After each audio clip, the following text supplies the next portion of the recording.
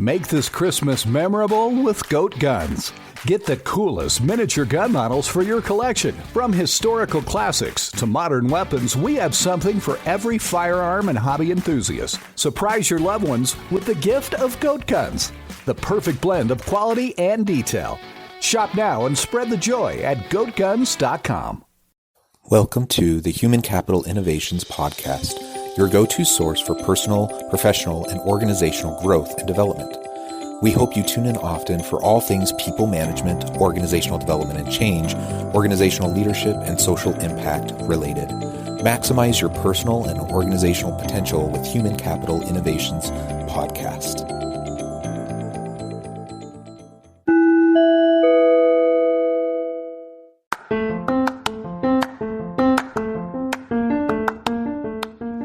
Welcome to the Human Capital Innovations Podcast. In this HCI podcast episode, I talk with Joe Apfelbaum about building and sustaining meaningful workplace relationships.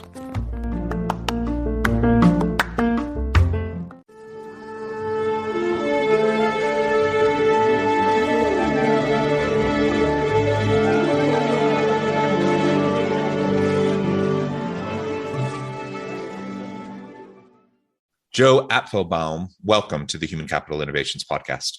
Thank you for having me. I'm really excited to be here, John. Yeah, it's a pleasure to be with you. I'm super excited to explore together the importance of workplace relationships and networking more generally, and really how do we go about building and sustaining meaningful workplace relationships. We all know that relationships are important. Business is about relationships. And if we want to be successful in career and in life, we have to have them. Yet we also know that the level of interpersonal connectivity seems to be on the downward trend, and not just because of social isolation during the pandemic, but pre-pandemic, that this was definitely a trend as well. And there was a recent study that came out. It was heartbreaking, but it said something to the effect of 20% of all Gen Z individuals in the workforce reported that they didn't even have a single friend in real life. And that's again, heartbreaking. So we know that there's so many good reasons to build and develop relationships in the connection to mental health and physical well-being and all these things. And that can happen in your personal life, at home, and your communities. But we spend so much of our day in the workplace that it's only natural that we should foster meaningful relationships that don't even serve a business utility, but are just meaningful relationships because we're social animals. We can do that in the workplace. So this is all what we're going to be exploring and unpacking together today. As we get started, I wanted to share Joe's bio with everybody. Joe Apfelbaum is the CEO and founder of Ajax Union, a business-to-business digital marketing agency in Brooklyn, New York. Joe is a business strategist, LinkedIn expert, and certified Google trainer. He enjoys speaking and writing about digital marketing, professional networking, and personal development in his seminars, webinars, and articles. Again, thank you so much for joining me. Anything else you would like to share with listeners by way of your background or personal context before we dive on in further? I used to be afraid of networking. I don't know if you know this about me. Now I do a lot of networking. I published my 5th book, High Energy Networking, but I actually was afraid of networking, and I didn't know that I had that fear. I just thought I was a person that just wasn't networking friendly, maybe a little introverted. And what I learned was that networking is a very, very powerful approach, and it really changed my life because growing up, I didn't really have a lot of friends. I wasn't a person that was in cliques or anything like that. And I had a lot of insecurities around building relationships, not really understanding what relationships were. And networking really helped me get out of those. So even if you're not in a business development role, and I wasn't in a business development role for most of my career, networking has helped me be able to really figure out who I am, myself as well, and what I value and my relationships. So I just want to tell people, it's like we're talking about networking in the workplace.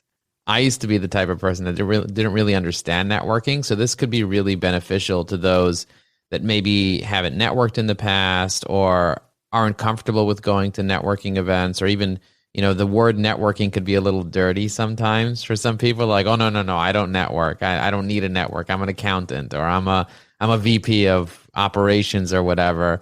But the truth is, everything that ever came good in my life came from relationships. Even if those relationships didn't last, even though my marriage didn't last, I still have 5 beautiful kids. Even though my friendships didn't necessarily last, the ones that I built through networking, not all of them lasted, but through those friendships, I still have a piece of that person with me. I still have growth. I still have cross-pollination. I still have new ideas, new experiences, and the ability and the knowledge and the ability, knowing that I've added value to other people through my relationships, and being very intentional in the future for building relationships. So I'm excited about having this conversation, especially for people who don't really have a lot of experience with building relationships and networking, and seeing those peer-to-peer relationships that we have in the workplace as opportunities for us to be able to move our own personal goals and our goals related to the organization that we're part of forward. Yeah, well said. And I'm one of those people too, especially if we're talking about networking events. I'm more introverted. With a smaller group of people, people that I know and I'm comfortable with, I come out of my shell more. But in a large room with lots of people, especially when everyone's vying for everyone's attention, I don't want to fight for attention. I don't want to try to get someone to talk to me if I really have no connection with them. And so I'd felt that discomfort as well in the past. And certainly networking can be these big networking events, but that's not all that networking is it? So that's what comes to people's minds. Usually they think about, their time in college when they went to networking events, or they went to career fairs, or they think about that big uncomfortable business meeting where they're expected to go around and, make the rounds and shake hands and glad hand everyone. And certainly that's a kind of networking that a lot of people are quite uncomfortable with. Some aren't. But why don't you unpack that a little bit for us and tell us more about some of the different types and forms of networking so we can get past the kind of dirty word of networking? Yeah, so I wrote this book, High Energy Networking, and in chapter 22, I write there are 3 types of networks you should consider building relationships with. So networking is not only for like business development or, stuff like that. You can have an operational network, a personal network, and a strategic network. And I think that there's a Harvard Business Review article about the different types of networks that exist. And ultimately, if you have an operational network, it'll help you operate in life better. If you have a personal network, those are people that you might consider friends, and it'll help you with your own personal development and expanding your context based on your hobbies. And then there's a strategic network, which I think is what you're talking about when you talk about these big networking events, is having strategic networks that help you develop business or get access or get a new position. Most people say, when I need to network, that's when I'll network. And you're probably, if you're sitting under the shade of a tree today, it's probably because somebody planted that tree a really long time ago. I think Warren Buffett used that analogy. You have to build your network way before you need it. Building a network is like bamboo. Bamboo, you don't start building when you need the bamboo. You plant it 3, 4, 5 years before, and you water it every single day for many years, and then you don't see anything grow. And then suddenly, 5 years into it or 4 years into it, or whatever it grows, it'll grow 40 feet in like a few weeks, in a matter of weeks. It'll grow very, very quickly and suddenly. And that's how relationships work in general.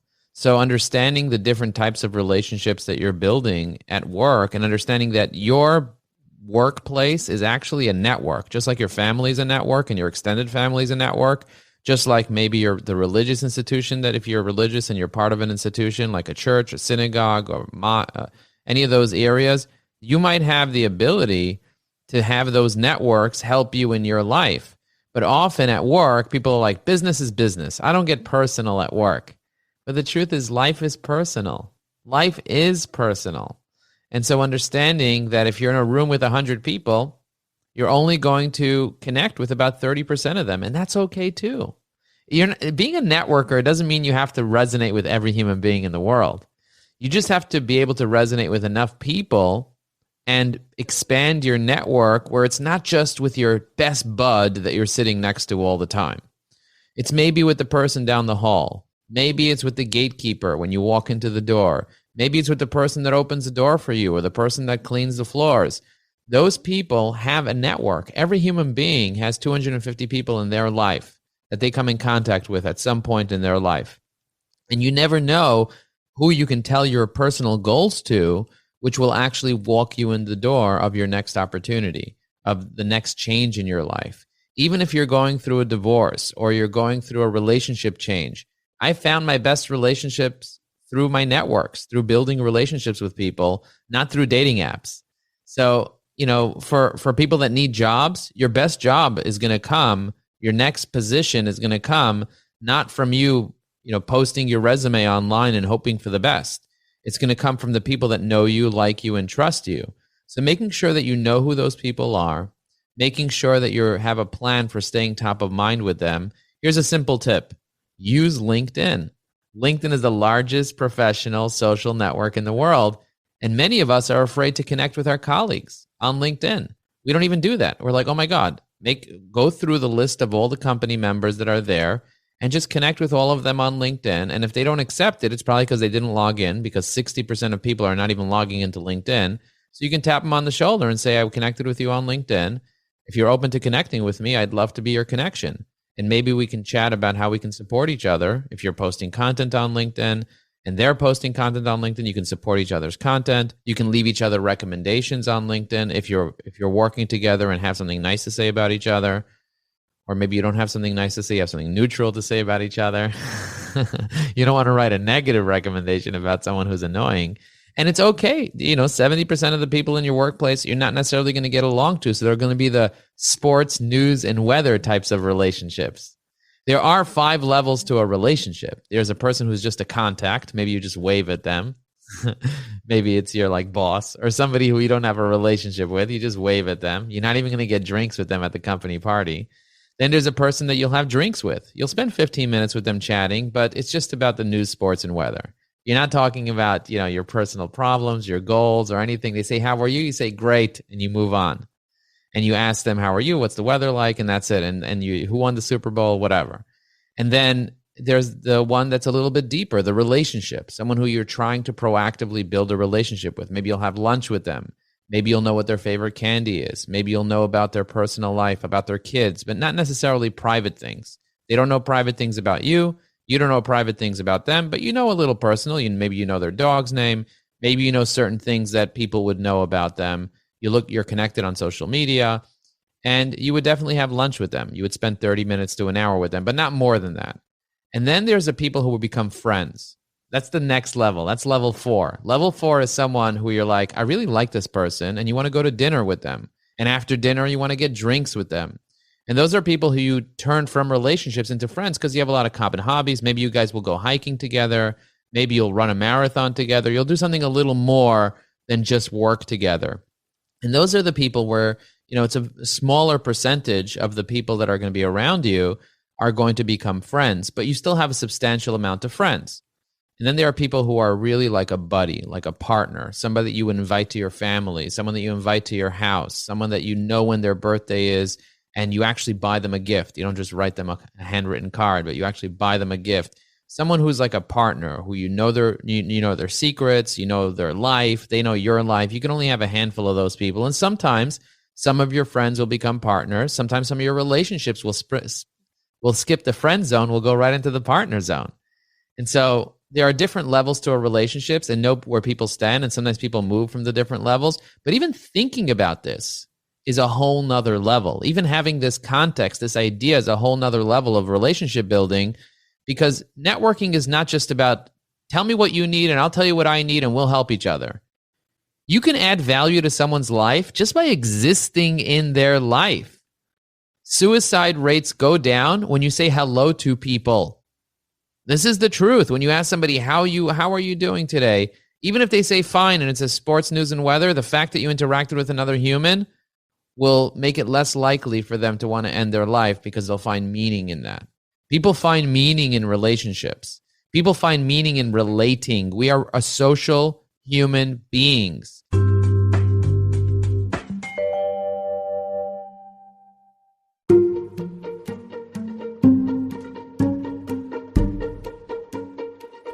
Welcome to the Human Capital Innovations Academy, courses, micro-credentials, and certificates to upskill and reskill for the future of work. All HCI Academy courses, micro-credentials, and certificates are designed, developed, and delivered by award-winning and internationally renowned scholars, educators, thought leaders, executives, and practitioners. Our courses, micro-credentials, and certificates will help you make your mark on the future of work and make an immediate impact in your organizations. Check out the HCI Academy and our many course offerings and certificates to upskill and reskill for the future of work.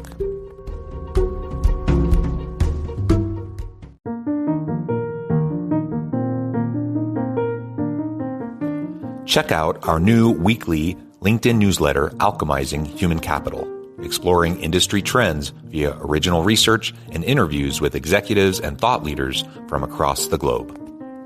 We look forward to having you join us.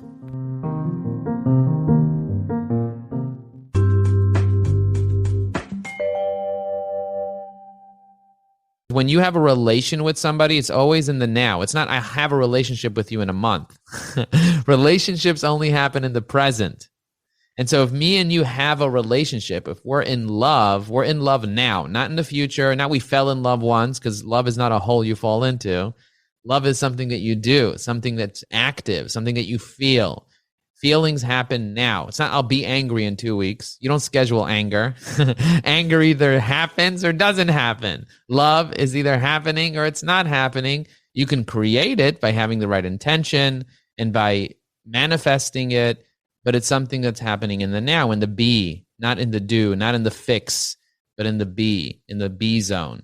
And so I want you to be with people. I want you to first be with yourself too. In my book, in the beginning of the book, I talk about how to find yourself, how to figure out your own personal brand. And it has to do with your strengths, your weaknesses, has to do with your personal values, figuring out the things that frustrate you and why they frustrate you, figuring out your wounds as a child, and why are you attracted chemically to certain people. Whether it's men or women, you're attracted to certain people. You really like certain people chemically, and it's because they fulfill one of your childhood wounds. It's not necessarily a sexual thing. It's just a relational thing. It has to do with the relationships we had with our siblings and with our parents and with our friends. And people have hurt us in the past. You know, all of us have been hurt. Even if we've been loved too much, some people call that smothering. If we've been neglected, oh, they hated us. They stonewalled us. They abandoned us. And so we all have, no matter what has happened in our life, whether we have a lot of money or we grew up poor or whatever it is, or we grew up mainstream or middle class or whatever it is, everybody has a wound. And those wounds make us stronger. We could either suffer and not want to be in the situation that we're in, or we can just enjoy the pain and realize that pain equals growth. And complacency and doubt, that's what causes us to kind of stagnate and eventually die. So I want you to thrive instead of survive. And to do that, you got to get to know yourself and build relationships with other people. I love it, man. There's so much you just said there that is wonderful, and we could spend a really long time unpacking. But I love how you identify the different types of relationships that we have, as well as the different types of networking that we might be engaged in. Because like you said, we don't need everyone to fit all of those different types of relationships or the different types of networking that we might find ourselves involved in. And I have to admit, like I long for deep relationships. And so, maybe that's something about me being more introverted. Like I don't really enjoy making small talk with people. I enjoy connecting with people and saying hi, smiling, and letting them know like I care about you, but I don't want to just make small talk. I would rather share of myself and have them share of themselves and connect at a deeper level. But that's me. And other people aren't that way. And so there's only some people I'm going to connect with that way. And that's okay. And I don't need everyone to be that kind of a relationship with me. And other people have their own kind of needs, their desires, what kind of the gaps in their social and psychological well-being where they want and need those things to be met and filled. And people have different bandwidth for how they can maintain relationships. Some people have, like you said, there's only so many really deep friendships you can have with people where you're buddies or partners and such. And you just don't have the time and energy to to have more than maybe that small handful of people that fit that mold for you. And just because someone maybe doesn't have room in their life to fit you in into that kind of a deep type of relationship doesn't mean they don't value you, and it doesn't mean they don't care about you or that they don't want to be your friend and don't want to be connected with you. And so sometimes it's just timing, sometimes it's just stage of life. There's all these different things, and we just need to learn to kind of go with the flow, be present with people when we're with them, and follow the cues around what's going to make for the type of relationship they need and you need. Have you heard of the British anthropologist Robin Dunbar? Have you ever heard of him? Mm-hmm. And he was born in June 1947, and he came up with this interesting concept. And he was looking at primates and human beings and trying to figure out how many relationships can a human being actually have. He did a whole study on how many relationships can you actually have. And it turns out that the average human being can only have about 150 relationships. That's the max number of relationships that a person can maintain at any given time. Now, are there people that can maintain 1,500? Yes. But the average person can only maintain 150 relationships, stable relationships in their life. And so the idea is that our brain can't maintain so many people. So don't feel embarrassed if you don't have, more than a handful of friends, because you're not going to be able to maintain more than that amount of people in your life. And some people have the desire to go deeper, and some people have the desire to go wider, and that's okay. Not everyone that you're going to go deeper with will go deep like you are, but people mirror each other. So if you go to somebody and you start sharing some things that are a little bit deeper, they're going to be deeper with you automatically. People will mirror your level of depth. So because you're the type of guy, John, that wants to go deeper with people, you go deeper with me, I'll go deeper with you. You tell me about your challenges, I'll tell you about mine. But if we're just doing sports, news, and weather, that's okay. Sports, news, and weather is totally fine. So what I always tell people is know where you're at and know what you want. Here's a big insight. While you were talking, this idea popped into my head, is often when people are dating, they're building social relationships for marriage or for a partnership. They often don't even know what they want. They don't even know what they want. They're kind of just like looking. They're like, let me see what's out there so I can figure out what I want. With networking, the best way for you to build relationships that are meaningful is to know what you want. John, you want to go deep. So you're actually on the search for some deep people, from people that are willing to go deep with you. Once you know what you want, it's much more likely for you to find those people. And everybody craves relationships based on where they are. Ultimately, we have to figure out who we are. That's why it's so important to figure out ourselves and to do the personal development work, because once we figure out what ourselves, we'll figure out what we crave. I like free-spirited people. I like people that are into comedy. I like people that are open-minded, that are not so judgmental. I like people that have high energy. That's why I wrote the whole high energy book series, because I want to attract my tribe. Somebody's like, Joe, don't write high energy, because then you're not going to be able to attract all the people that are low energy. And I was like, I don't even want to attract low energy people. I want people that are attracted to my high energy, and I'm attracted to their high energy. That's what I appreciate. That doesn't mean that people that are lower energy shouldn't read my books. Yes, read the books. But my point is, I know what I'm looking for, and I didn't always know what I was looking for. And when you know what you're looking for, it's much more likely for you to find it instead of just kind of swimming around. They say a person without a goal is like a ship without a rudder. Eventually, it's going to hit the rocks. So instead of hitting rock bottom, instead of hitting the rocks, know where you're going, have a plan. Even if it's not a major plan, say, I'd like to add 5 new relationships in 2022 that are deeper, that are more meaningful. And then write the qualifications for what you're looking for. And then look at your own workplace. Look at your vendors. Look at your clients. Look at the associates. Look at your peers.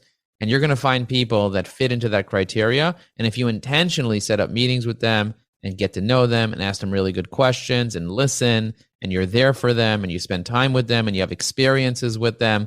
I once asked a Navy SEAL, I said, how do you build trust? Because in the SEALs, in the U.S. Navy SEALs, you need to build trust because people are going into like these places are super dangerous, like Vietnam or Afghanistan, wherever they're going. You got to trust each other big time with each other's lives. He said, Joe, the way that we build experience, the way that we build trust is through experiences. The way that we build trust is through experiences. That is powerful. When we have experiences with other people, we are actually building trust. Every experience that you have somebody, I remember I went on a road trip with a bunch of friends. We became so much closer during that road trip. One friend dropped out and said, forget about it, guys. I don't want to have anything to do with you. So it can go the other way too. But experiences help you redefine your relationship and help you go deeper. And, ultimately figuring out what are the things that you like, your hobbies, what are the things that they like, their hobbies, and trying to find things that are alike will also help you be able to go deeper. I just posted something on LinkedIn. It's called Everyone Needs 5 Hobbies. Because most of the time, especially entrepreneurs, they only have one hobby. They're like making money. But we have hobbies that make you money, hobbies that keep you in shape, hobbies that make you feel creative, hobbies that will build knowledge, and hobbies that will build your mindset. So there's lots of different types of hobbies. And if you figure out which ones resonate with you and share that with your network, you're going to find other people that resonate. I recently started doing scuba diving. So it's a new hobby that I have. I have a whole new group of friends. Very powerful. Yeah, I love it. And another thing you said towards the beginning, and I just wanted to reiterate before we wrap up, is you need to start developing these relationships now, because it takes time, it takes experiences, it takes trust.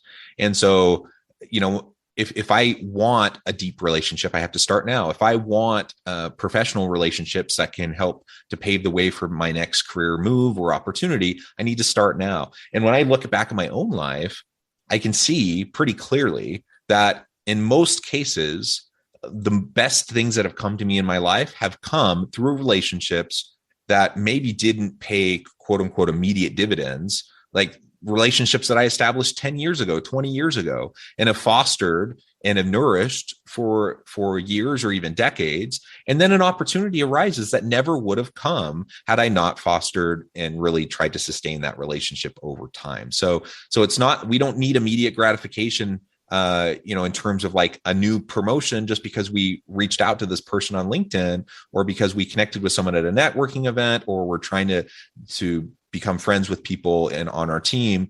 But over time, if you're committed to it, it will pay dividends. And clearly the emotional, psychological benefits are clear in the immediate future. But in the long term, there can be other really positive outcomes as well. Well, Joe, it has been a pleasure. I know at the time I need to let you go, but before we close, I just wanted to give you the chance to share with listeners how they can connect with you and find out more about your work, and then give us a final word on the topic for today. So if you want to connect with me, you can find me on LinkedIn. It's really easy to find my profile. All you got to do is go to joelinkedin.com, click on the More button on my profile and hit connect. And in the note, let me know that you saw me on John's podcast. So this way I'll accept your connection requests. I'd love to learn more about you and connect with you. You can also find all my books on Amazon. You can just search High Energy Networking on Google and you can quickly find my books and get them. We have a really great course and coaching program on how to use LinkedIn. If you'd love to learn how to use LinkedIn to grow your business, please reach out to me. All my contact information is on my LinkedIn profile. You can find me at joelinkedin.com. I'd love to educate you and support you. And I'd love speaking to groups of people, like groups of teams, on how to network and build relationships and use technologies like LinkedIn to be able to go deeper. One final word on the topic of networking. You are the average of the 5 people that you spend the most time with. So when you upgrade your network, you'll be actually upgrading your net worth. And one of the most important ways for you to upgrade your network and the average of the 5 people you spend the most time with is upgrading yourself. The more you read, the more you learn, the more you do personal development, the more aware you become, the better the people around you that you're surrounding yourself will become as well, because they will also become more aware. They will also become more educated, and you'll upgrade your network. And when you upgrade your network, you're upgrading yourself as well. So develop the skill of relationship building by building a deeper relationship with yourself. And ultimately, that will also help all the people around you, and you'll feel progress. Remember, progress equals happiness. And the one thing that I get the most from my relationships is joy and happiness, because I see those relationships progressing, going deeper, and for sometimes going the opposite way. But that also makes me happy. So let's connect, let's build relationships, and let's take our life and our business to the next level. Thank you for having me, John. Wonderful, Joe. It has really been a pleasure. I encourage listeners to reach out, get connected, find out more about what Joe can do for you, check out his books. And as always, I hope everyone can stay healthy and safe, that you can find meaning and purpose at work each and every day. And I hope you all have a great week.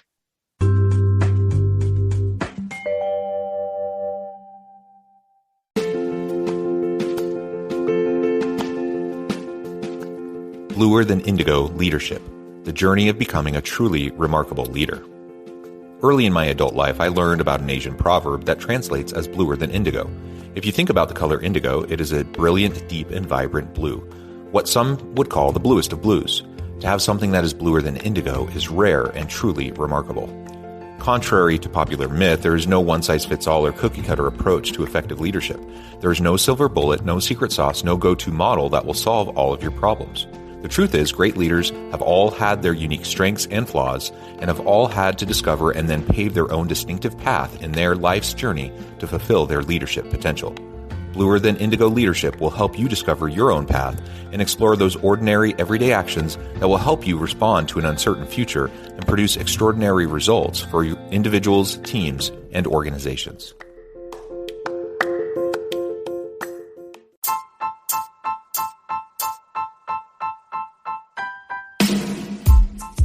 The alchemy of truly remarkable leadership. Ordinary, everyday actions that produce extraordinary results.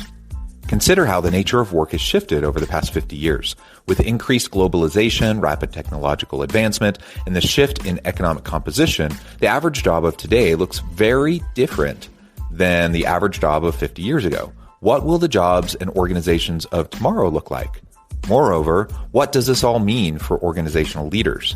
What are the core competencies and capabilities of organizations and their leadership that are prepared for continued disruption and geopolitical and socioeconomic shifts?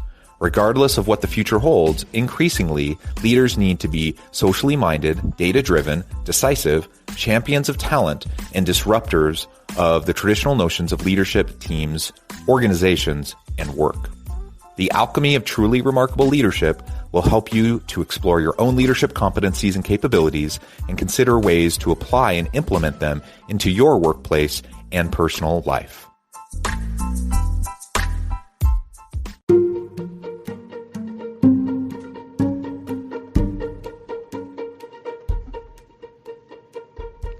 Check out Human Capital Innovations magazine, Human Capital Leadership. Human Capital Leadership is a free, interactive e-magazine with the mission to help individuals, leaders, and organizations find innovative approaches to maximize their human capital potential.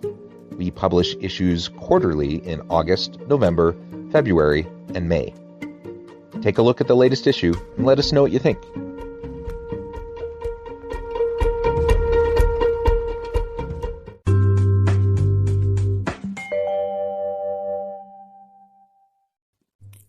Thanks again for joining us for this episode of the Human Capital Innovations Podcast. I hope you stay healthy and safe and that you have a great week.